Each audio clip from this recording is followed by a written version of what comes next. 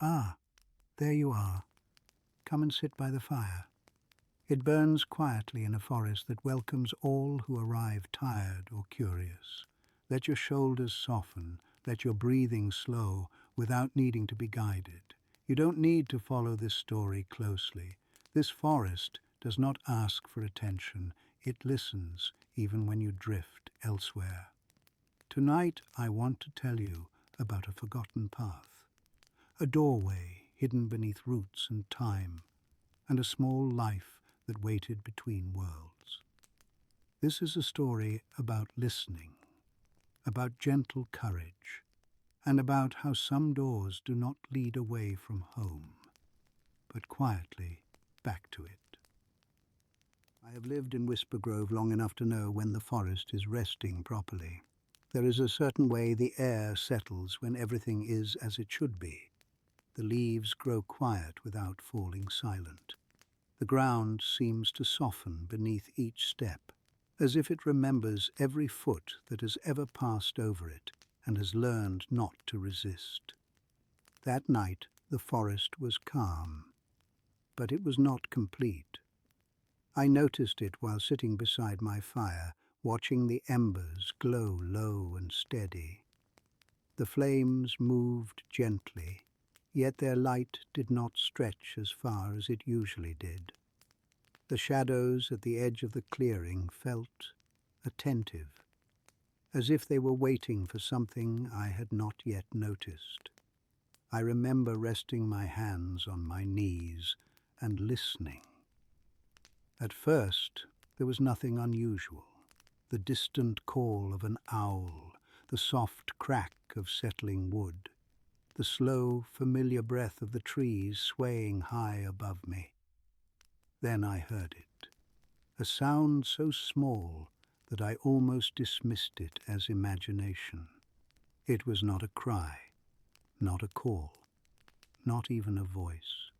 It was more like a tiny movement made by someone who was dreaming, a faint prattle followed by a soft, uneven breath, the kind that escapes when sleep is deep but not entirely peaceful. It did not sound frightened. It did not sound awake. It sounded forgotten. I closed my eyes and listened again. The sound did not come from the forest around me. Not truly.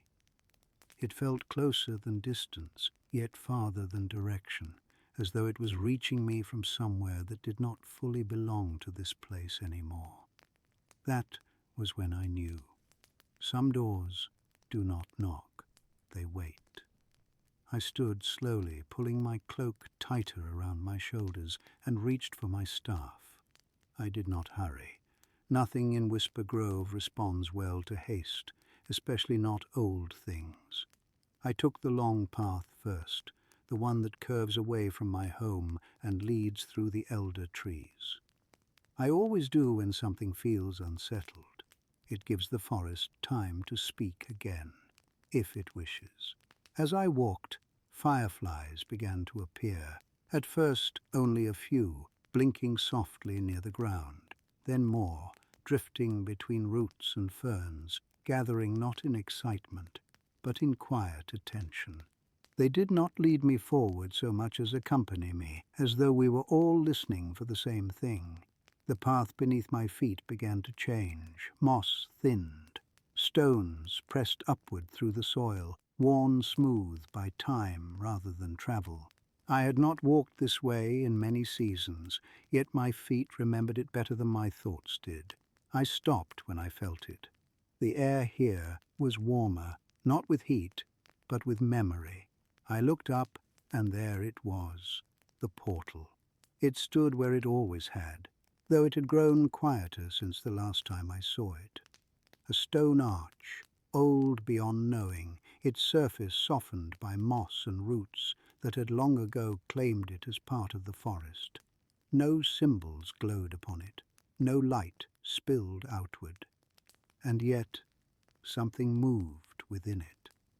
The space inside the arch was darker than the forest around it, but not empty. A faint, gentle glow pulsed deep within, coloured with a muted violet warmth, like twilight remembered rather than seen. That was where the sound was coming from. I stepped closer and listened. There it was again, that small, uneven breath, a tiny sound, barely more than a whisper drifting out from beyond the stone. I had not heard it before, not in all my years. The portal had always been silent. I rested my hand against the cool stone and felt the slow pulse beneath it, like a heartbeat long accustomed to being alone. This was not a doorway meant for urgency. It never had been. Long ago, the forest used this place when it needed rest that could not be found in the world above, when roots grew tired, when time needed to stretch instead of move. Most had forgotten it now. I suppose I had too, until the forest reminded me. I sat down beside the portal and did what I have always done when I am unsure. I waited. The fireflies gathered closer, hovering at the edge of the arch, their light dimmer here as if respecting the space beyond. The forest around us grew still, not silent, but attentive. The sound came once more, a tiny shift, a soft, sleepy murmur. Someone was there, not trapped, not afraid, just staying too long. I understood then that whatever had passed through this portal had done so gently, perhaps drawn by warmth, perhaps by rest, perhaps simply curious, as small creatures often are. Time does not behave the same way beyond this arch. It never has. Those who enter do not notice its slowing until the world they came from begins to feel distant. I rose and took a step closer. The glow within the portal deepened slightly, as if recognizing me. The roots around the stone shifted, not in warning, but in welcome. I did not feel fear, only responsibility. Some places remember us even when we forget them, and some sounds are not calls for help, but reminders that something, somewhere, is still waiting to be brought home. I took a breath, steady and slow. And then, at last, I stepped forward. When I stepped through the portal, I did not feel myself arrive anywhere. There was no crossing, no sudden shift, no sense of leaving one place for another. It felt instead like remembering something I had known long before I had words for it. The forest did not disappear behind me. It softened. The stone beneath my feet gave way to something gentler, something that yielded slightly as I stood upon it. Roots, great ancient roots, woven together in slow and patient patterns, forming a path that stretched outward in every direction. They curved upward and away, disappearing into a dim, open vastness that had no clear sky, yet did not feel enclosed. The light here was low and warm, tinted with deep shades of violet and amber, like the last moments before night fully settles in. It did not come from any single source. It simply existed as if the space itself remembered how to glow. I stood still for a long moment. The world between the roots does not like to be rushed. It listens before it allows itself to be understood. As I breathed, the roots beneath my feet seemed to respond, adjusting ever so slightly, supporting my weight without resistance.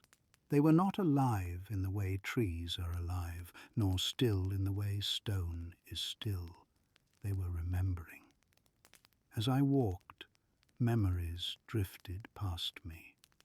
Not images, not scenes, but feelings. Gentle and indistinct, like warmth passing close without touching. I felt the hush of snowfall that had melted centuries ago. the comfort of shared silence beside an old fire, the quiet satisfaction of returning home after a long, unhurried day. None of these memories were mine, and yet they did not feel foreign. That is the nature of this place. It holds what the forest has lived through and lets it pass by slowly, so that nothing is lost all at once. Then I heard it again, the sound that had drawn me here, a small, uneven breath, followed by the faintest of movements. I followed it carefully, allowing my steps to match the slow rhythm of the roots. The sound led me toward a gentle rise where two massive roots curved together, forming a sheltered hollow, and there, nestled between them, was the little one. Thistle Whisker lay curled into itself, its small body rising and falling in a rhythm that was peaceful yet too deep. Its soft fur was brushed with bits of dried moss and pale tissel fluff, as if the world itself had tried to tuck it in. Its eyes were closed. It was dreaming. I sat down beside it without touching. In this place, touch comes later. I listened. The sound I had heard through the portal was not a call for help. It was the sound of dreaming carried too far, drifting outward through spaces not meant to hold it. Thistle Whisker had not meant to stay. It had simply rested. Time here does not move forward. It spreads outward. Those who linger are not trapped. They are slowly folded into memory, becoming part of what the forest remembers rather than what it holds. I cleared my throat softly, though sound carries differently here. "I've been looking for you," I said, not loudly, not urgently. The roots around us shifted, listening. Thistle Whisker stirred. A tiny paw moved. A soft sound escaped it, the same one I had heard from the other side of the portal. I did not reach for it. Instead, I spoke of simple things. I told it about the stream near my home, where the water curves gently around the stones and never seems to hurry. I spoke of the mushrooms that glow brighter just before the night deepens, and how fireflies gather near the old oak when the air grows warm. As I spoke, the memories drifting past us slowed. The roots beneath us adjusted, drawing slightly closer together, grounding the space. Thistle Whisker opened its eyes. They were not frightened, just unfocused, as though waking from a dream that had gone on too long. It looked at me. Recognition does not always come as a thought. Sometimes it comes as a feeling settling back into place. Thistle Whisker sat up slowly. Its movements were unhurried, unstrained. It sniffed the air, then turned its head toward the distant pull of the portal. The roots parted gently, forming a path behind me. I stood and held out my hand, not to take, but to offer presence. "We can go back," I said. "There's no need to hurry." Thistle Whisker rose to its feet and padded forward, pressing briefly against my boot before moving ahead on its own. That was how I knew it was ready. We walked together. The world between the roots did not resist our leaving. It does not cling. It only waits until what has rested long enough remembers where it belongs. As we approached the portal, the glow within it softened, becoming warmer, more familiar. The roots behind us settled back into stillness, holding the memories they had been given. When we stepped through, the forest welcomed us quietly. The fireflies brightened. The air shifted, as if releasing a breath it had been holding. Thistle Whisker paused, blinking, then let out a small sound that was fully awake at last. It did not linger. It darted toward the roots of a nearby tree, disappearing into the shelter of the forest, as if it had never left. I watched until it was gone. The portal stood silently once more, its violet glow dimming until it was nothing more than shadow and stone. I rested my hand against it one last time. "Thank you," I said, though I was not sure whether I was speaking to the forest, the portal, or the quiet place between. Then I turned and walked home. That night, Whisper Grove rested fully again.